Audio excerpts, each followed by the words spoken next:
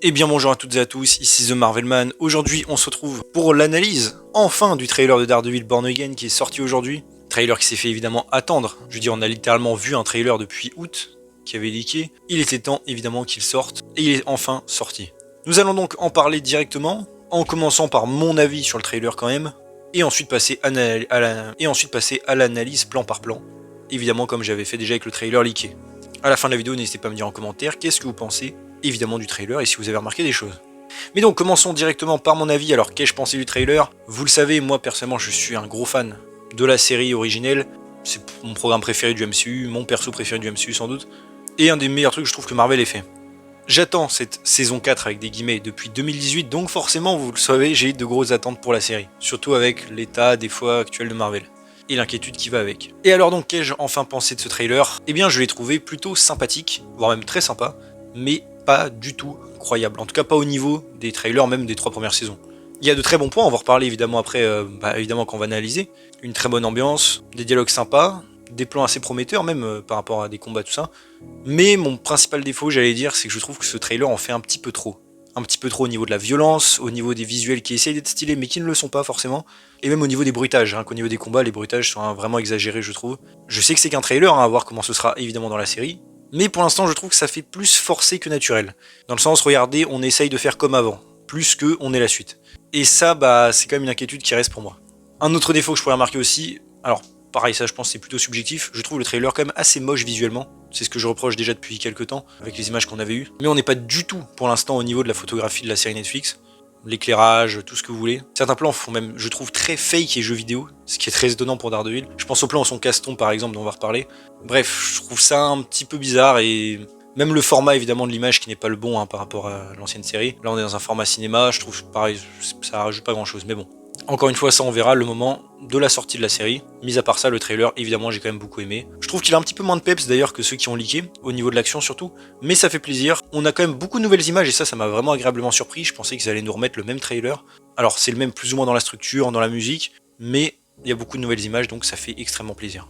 Donc voilà, assez content du trailer, mais malgré tout, quand même quelques réserves. Faut pas se laisser aveugler, je dirais, par l'euphorie du moment. Et bref, pas du tout quand même le même niveau de hype que j'avais eu à l'époque des trailers de saison 1, 2, 3, mais bon. Évidemment, l'avenir, j'espère, me donnera tort. Mais donc, commençons maintenant l'analyse plan par plan, évidemment, je pense que c'est ce que vous attendez le plus. Car pour le coup, il y a beaucoup de choses intéressantes. Déjà, le trailer s'ouvre sur Matt qui se bat avec Muse dans son repère. A priori, toute cette séquence-là, d'ailleurs, viendra de l'épisode 6, on le sait grâce à des photos et Disney qui l'avait précisé. Matt se trouve ensuite dans un restaurant avec Fisk, bon ça va revenir tout au long du trailer évidemment, et c'est une séquence qu'on avait déjà vue, où ils vont discuter, un échange qui a l'air bien intéressant d'ailleurs. Pendant ce temps-là, on enchaîne sur Fisk, qui semble être chez lui. Je dis ça parce qu'on a son tableau, lapin dans une tempête de neige, toujours avec la trace de sang évidemment de la saison 3, ils ont bien fait attention aux détails, et Fisk qui semble se battre contre un individu armé, donc qui l'attaque chez lui visiblement, et Fisk qui semble totalement déchaîné, assez normal, et je pense que c'est la scène qu'on nous a vendue comme une des plus violentes de Fisk jusqu'à présent. Matt ensuite commence à discuter avec Fisk, qui parle du coup que ça fait longtemps qu'ils ne se sont pas vus. Honnêtement, je pense que ça fait depuis la saison 3 qu'ils ne se sont pas vus, un peu comme nous du coup j'allais dire, entre guillemets, avec le spectateur, en tout cas ensemble. Et malgré sa scène dans Echo, je pense pas qu'ils se sont recroisés depuis. Ils se sont juste surveillés. On peut voir ensuite un plan sur Karen et Foggy, toujours le même évidemment de l'épisode 1 évidemment, un peu frustrant mais bon, c'est logique.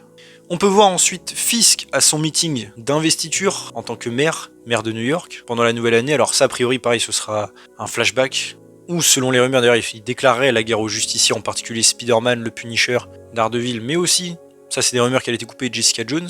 Et pendant ce meeting, on peut voir plein d'easter eggs qu'on avait déjà vus sur le tournage, comme par exemple la comédie musicale de Steve Rogers, la société de Hank Pym, enfin du coup de Hope désormais, dans le MCU, la boisson brésilienne de l'incroyable Hulk, bon ça c'est assez drôle, mais surtout, le vrai, pour moi, easter egg intéressant, le clin d'œil au Harlem Paradise. Vous savez évidemment ce lieu emblématique de Luke Cage. Luke Cage qui en est le propriétaire aux dernières nouvelles. Donc ça fait plaisir d'avoir une mention de ce lieu ici. Et d'ailleurs, fun fact, le tournage de cette scène a eu lieu lors de la première version de la série. Donc c'est assez drôle qu'ils avaient déjà fait des easter eggs à Luke Cage, tout ça. Évidemment, puisque la série a toujours été prévue pour être une suite, malgré ce que certains disent. Ensuite, on peut enchaîner donc avec Fisk, qui se retrouve dans son bureau, j'imagine, de maire. Un extrait de Muse en train de taguer Fisk. Fisk qui d'ailleurs à côté semble être toujours aussi énervé. Matt et Fisk continuent leur discussion ensuite, en lui disant qu'il se méfie toujours de lui, assez logique, en tant que maire. Fisk lui demande pourquoi il a arrêté d'être justicier. Et Matt dit qu'un cap a été franchi, évidemment sans dire ce que c'est. Bon, évidemment, je pense que tout le monde sait déjà pourquoi il a arrêté, mais je vais pas le dire ici. Mais en tout cas, ça nous montre donc le lieu. On peut voir des ambulances, le bar de Josie, lieu emblématique de la série toujours, et lieu où il va affronter Bullseye. Je dis ça parce qu'évidemment on l'a vu sur les photos de tournage, mais aussi parce qu'on le revoit dans le trailer après. Et c'est un plan que je trouve vraiment pas beau pour le coup. Fait très jeu vidéo, je trouve. Le casque qui a l'air de tomber du ciel, littéralement. Alors je comprends le symbolisme, mais ouais. Je sais pas, je trouve qu'il y a quelque chose qui fait très fake dans ce plan et j'aime vraiment pas. On voit ensuite un extrait de ce qui semble être Muse, porter quelqu'un, j'imagine une victime. On enchaîne après sur Hector Ayala, alias White Tiger, qui se bat contre des gars dans le métro. Selon des rumeurs, c'était des flics corrompus. Il en jette un d'ailleurs sous les rails. Matt, ensuite, lui, se fait fracasser aussi par des gars. A priori aussi des flics corrompus selon les rumeurs, où il semble d'ailleurs se laisser faire au début. Pendant ce temps-là, d'ailleurs, Fisk continue de parler du fait de la violence et que les deux ressentent la même chose par rapport à ça. Un thème qui était récurrent depuis les 3 saisons et ça fait plaisir. On a un plan ensuite sur Bullseye, Dex, qui est donc en prison et qui a l'air blessé. Alors je suppose que ce sera soit pour montrer son évasion dans le premier épisode, soit sa réincarcération peut-être contre Matt. Après l'épisode 1, on verra évidemment, mais ça fait très plaisir de le revoir. On a ensuite des plans sur plein de gars armés, cagoulés, on dirait presque des gars d'ailleurs sortis de GTA, qui rentrent dans un endroit qui semble être une mutuelle, c'est ce qui semble être écrit sur des pancartes qu'on verra après, ou une banque, j'en sais rien, quelque chose comme ça, qui menace donc Matt. Matt, dont on a un autre plan d'ailleurs dans les rues qui semble être en plein milieu d'un meeting de Fisk, en tout cas les gens semblent le célébrer. Un plan où il est au tribunal tout seul. Un où Fisk semble rentrer, je sais pas si c'est chez lui ou en tout cas dans un sous-sol, à voir, avec ce qui semble être une hache.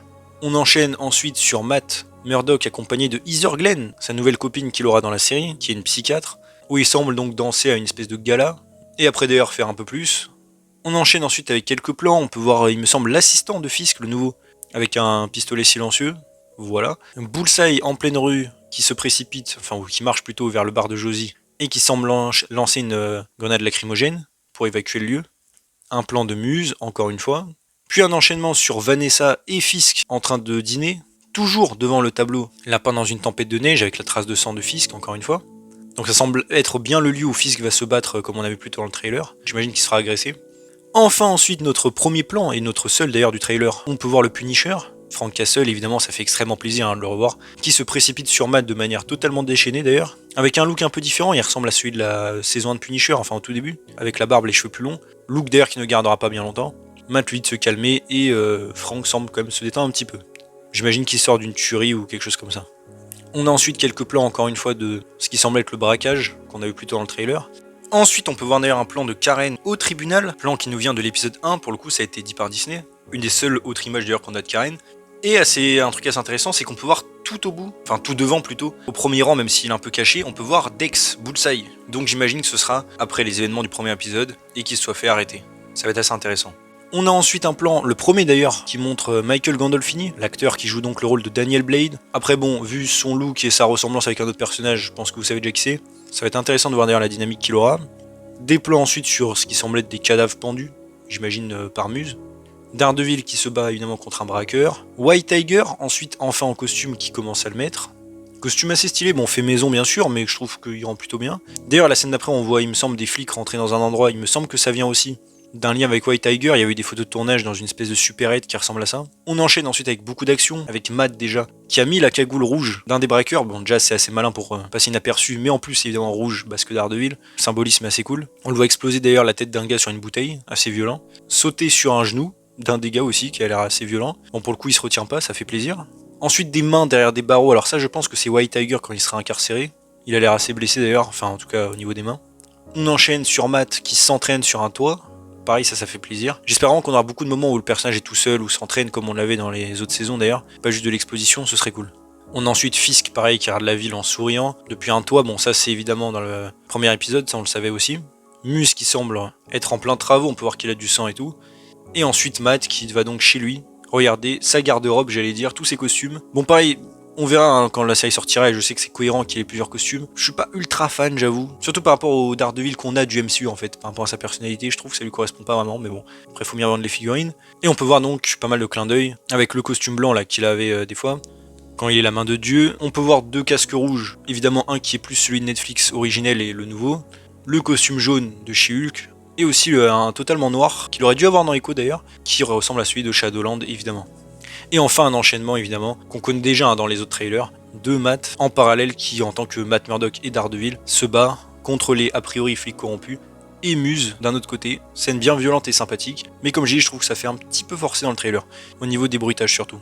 Mais donc voilà, pour ce qui est de ce premier trailer, donc comme j'ai dit, on a quand même beaucoup de nouvelles images par rapport à tout ce qui avait leaké et qui ont été montrés, ça fait quand même plaisir. On peut noter quand même l'absence de certaines choses, déjà Foggy, bon, qui n'est que dans une frame, Karen seulement 2, moins de plans aussi avec Bullseye, par rapport à d'autres extraits qu'on a eu, et aussi l'absence, j'ai noté, du père de Kamala Khan, qui était dans quasiment tous les extraits, là pour le coup il n'y est pas. Mais donc voilà, je pense avoir un petit peu fait le tour du coup. Dites-moi vous en commentaire, qu'est-ce que vous pensez de tout ça? Est-ce que vous avez aimé le trailer déjà? J'imagine que oui. Comme j'ai dit, moi personnellement, j'ai l'air peut-être un peu blasé ou un peu négatif, j'ai quand même kiffé regarder le trailer. Hein. Juste, je me laisse pas aveugler, j'ai l'air par la hype et je remarque quand même certaines choses qui sont pas excellentes. Selon moi en tout cas, selon mes goûts. Donc j'espère quand même que ces problèmes-là, entre guillemets, seront réglés à la sortie de la série et que ce sera aussi bien, j'allais dire au moins que les dernières saisons. Parce que franchement, ça va être difficile si c'est vraiment en dessous. Et n'hésitez pas du coup à me dire en commentaire, pareil, si vous avez remarqué d'autres clins d'œil, easter egg, si vous avez remarqué d'autres choses dans le trailer aussi, que j'aurais oublié, faites-le moi savoir en commentaire.